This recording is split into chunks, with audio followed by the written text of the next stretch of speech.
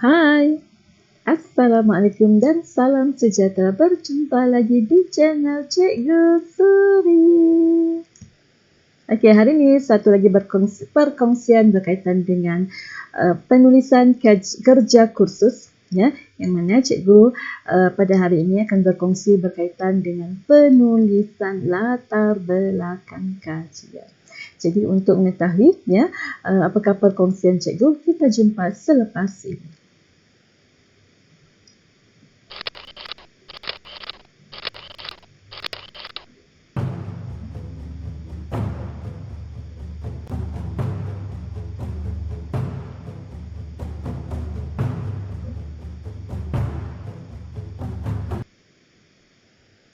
Okey, hai anak-anak pelajar. Ya, adakah anak-anak pelajar sudah mula untuk menulis di bahagian latar belakang kajian? Apa yang nak dimasukkan dalam latar belakang kajian? Bagaimana nak menulis di bahagian latar belakang kajian? Okey, ada banyak persoalan yang timbul. Cikgu bagaimana nak menulis di latar belakang kajian? Samakah macam kita menulis di bahagian pengenalan? Okey. Apa yang perlu? Ya.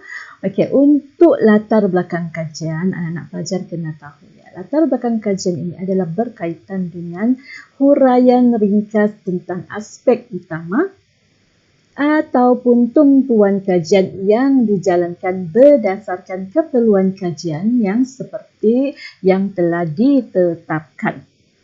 Okey, tengok di sini ya. Aspek utama ataupun tumpuan kajian, ya, berdasarkan keperluan tajuk kajian. Okey, jadi kita akan berbalik kepada soalan kajian kita. Okey, yang mana soalan kajian kita, para pelajar kena memilih seorang usahawan tempatan dalam menjalankan kajian, yang mana aspek yang perlu diberi perhatian, satu berkaitan dengan ciri-ciri usahawan, yang kedua berkaitan dengan memula dan menjalankan perniagaan, yang ketiga berkaitan dengan peranan usahawan dalam fungsi pengurusan, dan yang keempat berkaitan dengan cabaran dalam perniagaan. Okey, jadi setiap kali kamu menulis, kamu kena rujuk semula soalan kajian itu dan rujuk semula skop kajian yang perlu kamu masukkan. Okey. Okey. Apa yang perlu dimasukkan dalam penulisan latar belakang kajian? Kalau kita lihat kepada soalan kajian, ada 4 skop utama yang perlu kamu masukkanlah, ya. 4 skop utama kajian yang perlu kamu masukkan, yang mana skop kajian ni, 4 skop kajian ini, ya, dia telah dipecahkan kepada beberapa bahagian untuk menjawab persoalan kajian seperti yang telah ditetapkan. Jadi apa yang perlu anak-anak pelajar lakukan? Satu, kena lihat semula tajuk kajian kita lah, soalan kajian kita berkaitan dengan apa, supaya penulisan kamu itu tidak lari daripada apa yang dikehendaki oleh soalan. Okay, yang kedua, analisis skop kajian. Okey, seperti yang awal tadi cikgu telah kongsikan, ada 4 skop utama kajian, yang mana dalam 4 skop kajian itu dia dipecahkan kepada beberapa bahagian. Okey, skop yang pertama untuk ciri usahawan. Anak pelajar perlu melihat kepada sifat-sifat peribadi usahawan berjaya dan tabii individu yang efektif. Okey, untuk skop yang kedua pula, memula dan menjalankan perniagaan. Di sini dia dibahagikan kepada 3 bahagian utama, yang mana anak-anak pelajar kena melihat kepada kaedah memulakan perniagaan, kemudian berkaitan dengan sumber pembiayaan, dan yang ketiga berkaitan dengan kemudahan dan bantuan yang diterima oleh usahawan semasa memulakan perniagaan. Okay, manakala skop kajian yang ketiga berkaitan dengan peranan usahawan dalam fungsi pengurusan, yang mana anak-anak pelajar kena melihat kepada 2 fungsi pengurusan. Okay, dan skop yang keempat berkaitan dengan cabaran usahawan dalam memulakan perniagaan, yang mana anak-anak pelajar kena melihat kepada 2 aspek utama, iaitu cabaran daripada aspek persekitaran umum dan cabaran dari aspek persekitaran tugas. Okey, itu dia punya pecahan dalam skop kajian. Okey, seterusnya kenal pasti objektif kajian lah. Ya, untuk anak-anak pelajar kena pastikan objektif kajian yang anak-anak pelajar rangka itu menjawab keempat skop kajian yang diingini ataupun menjawab keempat skop kajian seperti yang telah ditetapkan dalam soalan kajian. Okey, kenal pasti aspek yang perlu dimasukkan. Okey, macam yang cikgu telah sebut tadi, 4 skop utama aspek kajian itu telah dipecahkan kepada beberapa bahagian. Okey, kumpul maklumat secara teori. Ini bahagian yang penting dalam latar belakang kajian. Sebab apa? Sebab biasanya pelajar mengabaikan maklumat secara teori ini dan tidak masukkan dalam latar belakang kajian. Okey, kumpul maklumat secara teori berkaitan dengan aspek yang perlu dimasukkan. Daripada mana? Daripada buku-buku ilmiah, daripada internet, jurnal, surat khabar pun boleh, penulisan-penulisan ilmiah. Yang mana penulisan-penulisan ilmiah ini kamu kena lihat berkaitan dengan skop kajian kamu lah. Contohnya, cuba cari buku berkaitan dengan usahawan. Cuba cari maklumat berkaitan dengan cabaran usahawan. Mungkin daripada surat khabar pun kamu boleh dapatkan. Cuba dapatkan maklumat berkaitan dengan fungsi pengurusan. Cuba dapatkan maklumat berkaitan dengan kaedah memulakan perniagaan, sumber pembiayaan, berkaitan apa lagi? Berkaitan dengan kemudahan dan bantuan. Yang mana sebenarnya untuk tajuk kamu ni, tajuk ini kalau kamu lihat tentang usahawan. Tajuk itu agak mudah, jadi kamu boleh dapat maklumat itu banyak secara teorinya.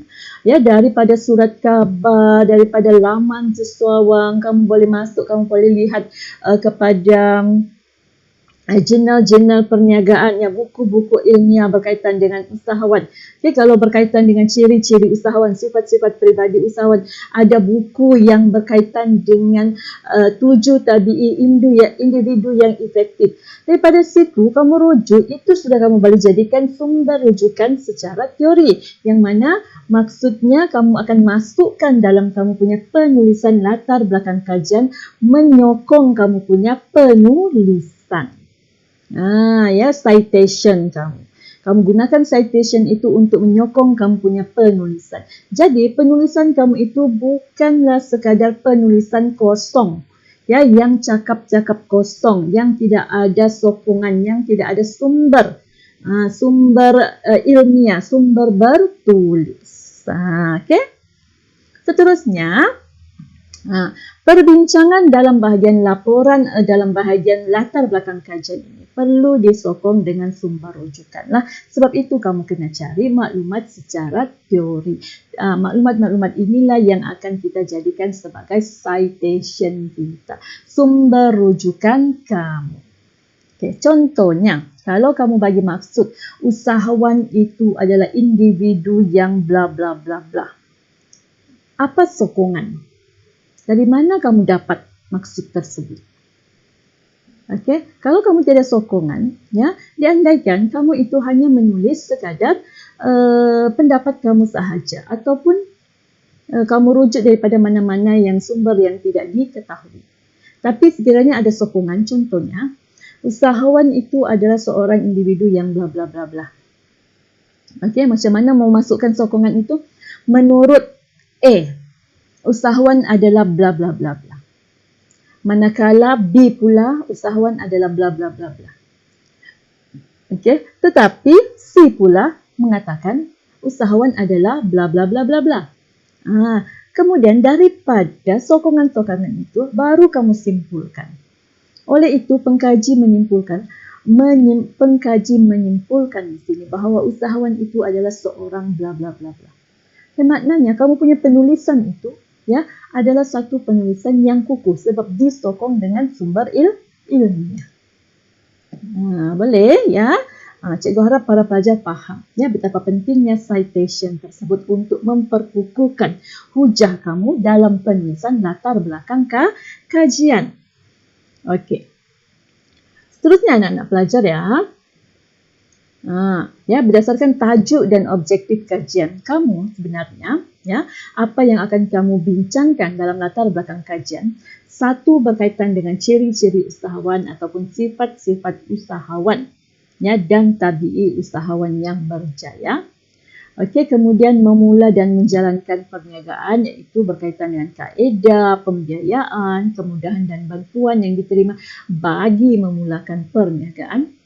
Kemudian peranan usahawan dalam fungsi pengurusan dan cabaran dalam fungsi perniagaan dari aspek persekitaran umum dan persekitaran tugas.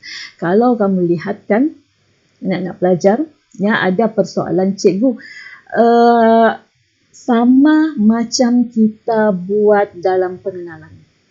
Ya, aspek kajian yang kamu bincangkan itu sama. Cuma bezanya dalam pengenalan kamu hanya bincangkan secara umum, kamu tidak ada sokongan daripada mana-mana sumber. Dalam latar belakang kajian penting kamu masukkan sumber itu, citation itu. A mengatakan apa, B mengatakan apa, C mengatakan apa tentang skop kajian yang kamu cuba bincangkan. Itu bezanya antara pengenalan dengan latar belakang kajian. Latar belakang kajian kita perkenalkan 4 skop kajian itu tetapi secara lebih mendalam. Ada sokongan, bukan cakap-cakap kedai kopi lah, ya, bukan penulisan yang tidak ada sumber. Maknanya kita merujuk sesuatu. Ya, pendapat siapa, dari mana? Ataupun pendapat kamu itu, apa yang kamu tulis itu, ya, ada sokongan daripada mana-mana bahan ilmiah. Jadi ya, nampak ya anak-anak pelajar, beza kamu menulis bahagian pengenalan dengan menulis di dalam latar belakang kajian. Ya, latar belakang kajian kamu menulis secara lebih mendalam lagi dan disokong dengan sumber, ya, citation. Ya, yang mana kamu boleh dapat citation ini daripada buku, majalah, jurnal, surat khabar, laman web, ya, laman sesawang, ya, untuk memperkukuhkan lagi kamu punya penulisan. Okey, boleh ya anak-anak pelajar, ya, cikgu harap anak-anak pelajar faham dengan apa yang cikgu cuba sampaikan dan kongsikan berkaitan dengan penulisan dalam latar belakang kajian. Okey, cikgu harap video ini bermanfaat kepada anak-anak pelajar, ya, dan sekiranya bermanfaat bolehlah sharekan dengan rakan-rakan yang lain. Okey, boleh lihat video cikgu berkaitan dengan penulisan pengenalan dan penulisan kerja kursus secara umumnya, ya. Cikgu telah upload, ya, video tersebut. Anak-anak pelajar bolehlah ke channel cikgu untuk melihat perkongsian tersebut. Okey, jadi rasanya sampai di sini saja perkongsian cikgu untuk kali ini, ya. Cikgu harap, ya, perkongsian ini dapat membantu anak-anak pelajar menulis latar belakang kajian dengan lebih berkesan. Okey, jadi sampai di sini sahaja. Sekian dan terima kasih. Jumpa lagi. Bye.